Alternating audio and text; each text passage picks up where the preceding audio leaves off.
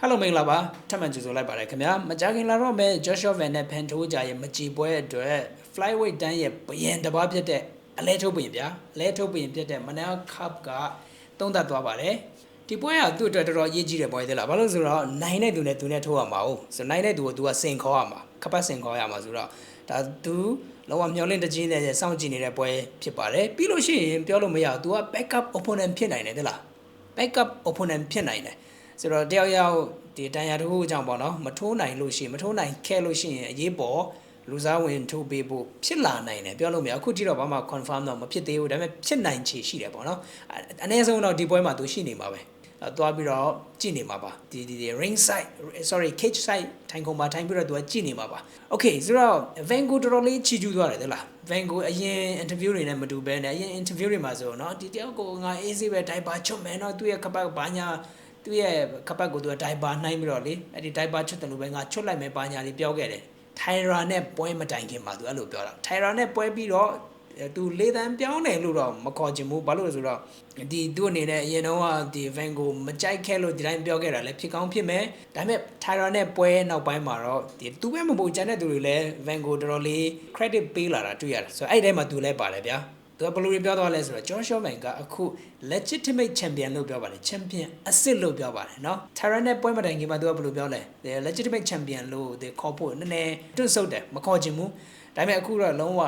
legitimate champion အနေနဲ့သူတကယ် champion အစ်စ်အနေနဲ့အခုသူလာမယ်ပြီးလို့ရှိရင် he is becoming more and more dangerous လို့ပြောတယ်ပို့ပြီးတော့အန်တီရှိလာတယ်လို့ပြောပါတယ်ပြီးလို့ရှိရင်တချို့လူတွေကသူ့ကိုအတိတ်ကတော့ Brazil ပရိသတ်တွေဖြစ်မှာပေါ့ဗျာเนาะJoshua Van ကို paper jump ပါဆိုပြီးတော့မှเนาะ Pantoja နဲ့ face off လုပ်တဲ့အချိန်မှာတော့ brother တို့ကြားလာမသိဘူး paper jump ဆိုတဲ့တယောက် အော်တဲ့သူရှိရလေ Big champ you a paper champ paper jump ဆိုပြီးတော့ခေါင်းနေကြသေးတယ်ခေါင်းနေကြသေးတဲ့သူတွေရှိတယ်ဆိုတော့သူ့အနေနဲ့တက်တည်ပြချင်စိတ်သူ့မှာရှိမှာပဲလို့မနာခောက်ကပြောပါတယ်ဒါပေမဲ့ Joshua Van ကတော့အဲ့ဒါကိုညင်းပါတယ်เนาะတခြား interview တွေမှာအရင် interview တွေမှာဘယ်လိုပြောလဲဆိုတော့ငါဘာမှငါမတက်တည်ပြစရာမရှိပါဘူးเนาะငါ champion ငါခပတ်ကိုငါကာကွယ်မယ်အဲ့လိုပဲသူပြောတယ်ဒီ journalist ကမေးတယ်လေကမန်းအနေနဲ့ဒီထပ်ပြီးတော့ငါဟာ champion စစ်ပါဆိုတာကိုတက်တည်ပြဖို့လိုတည်တယ်ထင်လားဆိုတော့ Van ကမလို့ငါ champion ဆိုပြီးတော့ပြောတယ်ဒါပေမဲ့ Manel Cup ကတော့ဒီမှာအဲ့ဒါလေးပြောသွားပါတယ်အတိကတော့ Pantoja စီကခပတ်လူတာကိုခပတ်ယူခဲ့တာဟုတ်အဲ့ဒီပုံစံနဲ့ယူခဲ့တာဆိုတော့သူ့ကိုပြန်မနိုင်မချင်း champion စစ်လို့မတက်မှတ်မဲ့သူတွေအတိက Brazil ပရိသတ်တွေရှိတယ်ဗျာเนาะဒါတော့ဘာမှသူတို့ဒီ valid မဖြစ်ပါဘူးเนาะသူတို့ကို view size ဆရာတော့မလိုပါဘူးဒါပေမဲ့သူ့စိတ်ထဲမှာအဲ့ဒါရှိနေမယ်ဆိုပြီးတော့မှ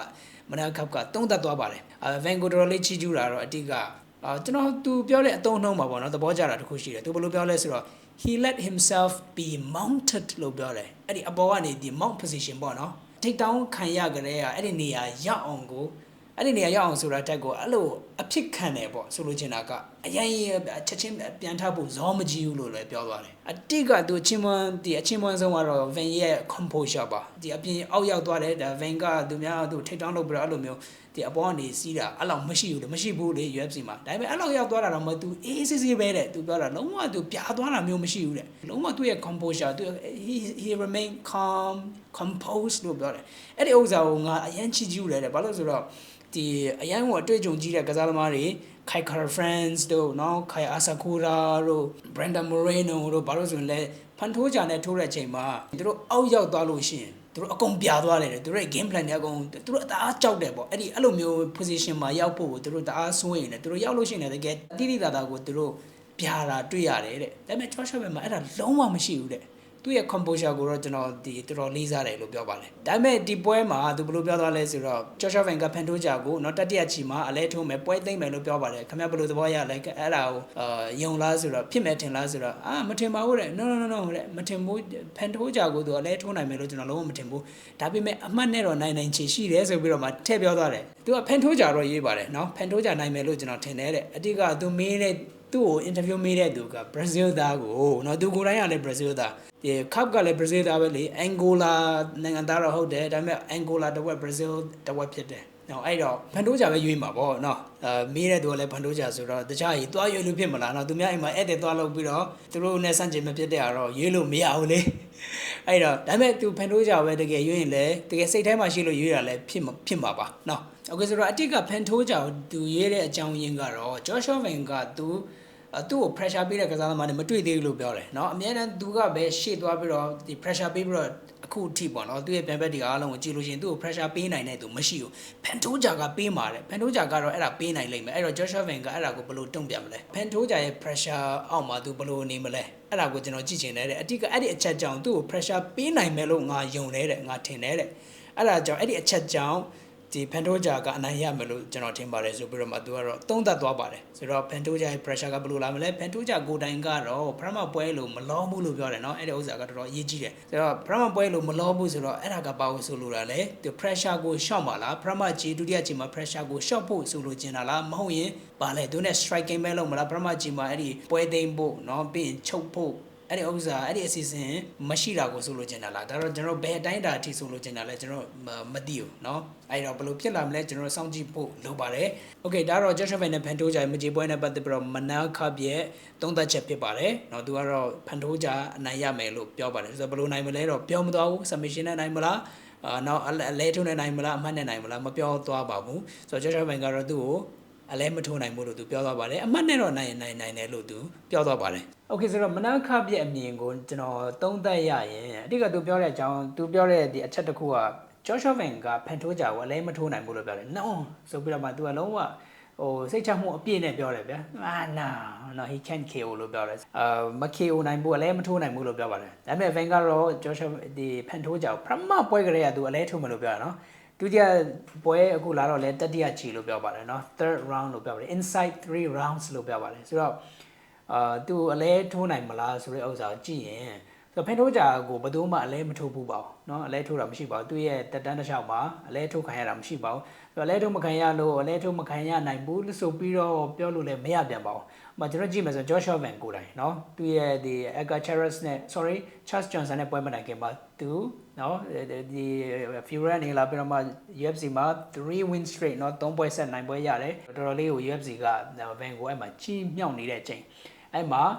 Charles Johnson ကသူ့ကိုအလဲထိုးလိုက်တယ်เนาะ Charles Johnson ကအဲ့တုန်းကအောက်ကြီးသေးလား Van ကရှာပါပါအဲ့တုန်းကအပေါ်ကြီးပါဆို Charles Johnson ကသူ့အလဲထိုးသွားတယ်ဆိုလို့ကျွန်တော်ကအလဲထိုးမခံရဘူးလို့အလဲထိုးမခံရပါဘူးမခံရနိုင်ပါဘူးဆိုပြီးပြောလို့မရအောင်เนาะ Van ငယ်ရွယ်လေးနဲ့လဲထိုးခံရတာပဲသူကိုယ်တိုင်ကလည်းအလဲထိုးမခံရဘူးတဲ့ Tyra เนาะတကယ်သူ့ရဲ့အကောင်းဆုံးအချိန်26ဆိုတာကတကယ် prime လုံးဝကိုယ့်ရဲ့စိတ်ပိုင်းဆိုင်ရာခန္ဓာကိုယ်ပိုင်းဆိုင်ရာရော physically mentally prime ရောက်နေတဲ့အချိန်เนาะဘယ်သူမှ Tyra အလဲမထိုးဘူးလေ Joshua Van ကသူ့ကိုအလဲထိုးသွားတယ်ဆိုတော့ဖန်ထိုးကြဘယ်သူမှလည်းမထိုးဘူးပါဘူးဒါပေမဲ့အဲ့လိုဆိုလို့ဘယ်သူအခု Joshua Van ကမထိုးနိုင်ဘူးလားဆိုတော့ no ကျွန်တော်တော့အလဲထိုးနိုင်မယ်လို့အပြည့်အဝကိုယုံကြည်တယ်အတိကဖန်ထိုးကြရဲ့အဲ့ဒီ inactivity ရဲ့ပြီးလို့ရှိရင်သူ့ရဲ့ကစားပုံပေါ့နော်ဖန်ထိုးကြကအထိုးခံရတယ်နော်အထိုးခံရတယ်သူကိုယ်တိုင်လည်းတိုက်စစ်သမားဖြစ်တယ်လုံးဝနောက်ဆုတ်သွားတာမျိုးမရှိဘူးနော်သူနောက်ဆုတ်ပြီးတော့ထိုးတယ်ဆိုတာကမရှိသလောက်ပဲအဲ့ဒါကြောင့်ဒီတိုက်စစ်သမားတွေနဲ့တွေ့လို့ရှိရင်သူအဲ့ဒီချုပ်ကွက်နဲ့သူအသာမရရင်ပေါ့နော်အသာမရတဲ့ချင်းဆိုသူတော်တော်ခံရတာ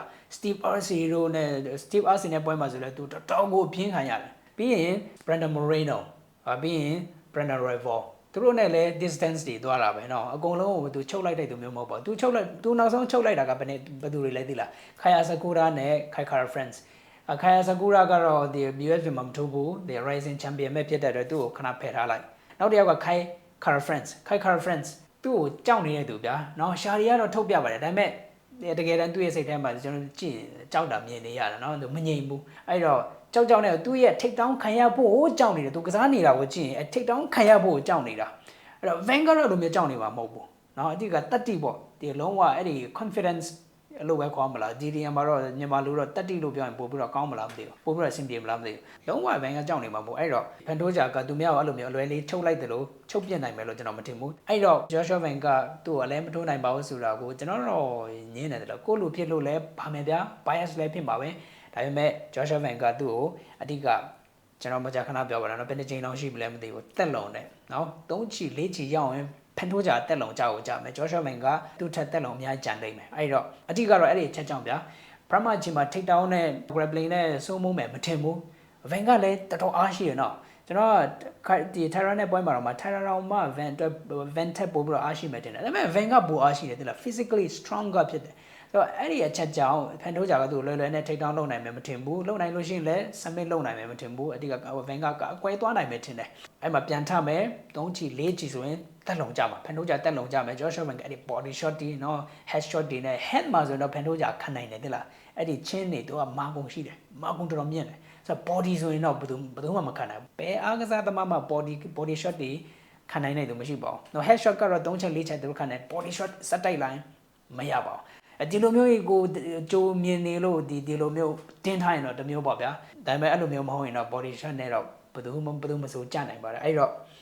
Vanguard အဲ့ဒီ body shot တွေနဲ့ဒီဖန်ထိုးကြကိုလဲကြအောင်ဒီနောက်ကောက်လုပ်နိုင်မယ်လို့ကျွန်တော်တို့ထင်တယ်ပြီးနောက်တစ်ခုသူပြောတာရှိတယ်ဖန်ထိုးကြက Vanguard pressure ပေးနိုင်လိမ့်မယ်လို့ပြောတယ်ဆိုတော့ Vanguard အခုထိ pressure ပေးပြီးတော့ကစားတာမရှိဘူးလို့ပြောလို့ရတယ် UFC မှာပေါ့နော်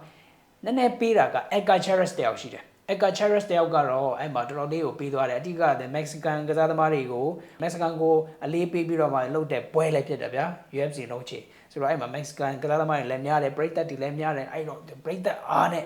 Edgar Chairez ကတော့ဖြီးလို့နေပါ Joshua Van ကို pressure ပေးလို့နေပါဖြစ်တယ်ဒါပေမဲ့ Joshua Van ကပဲအသာစီထိုးသွားနိုင်ခဲ့တယ်ဆိုလိုချင်တာက UFC မှာ Van ကို pressure ပေးပြီးတော့ကစားနိုင်တဲ့သူကစားတဲ့သူကဟုတ်တယ်မရှိသေးဘူးလို့ပြောလို့ရတယ်တဲ့လား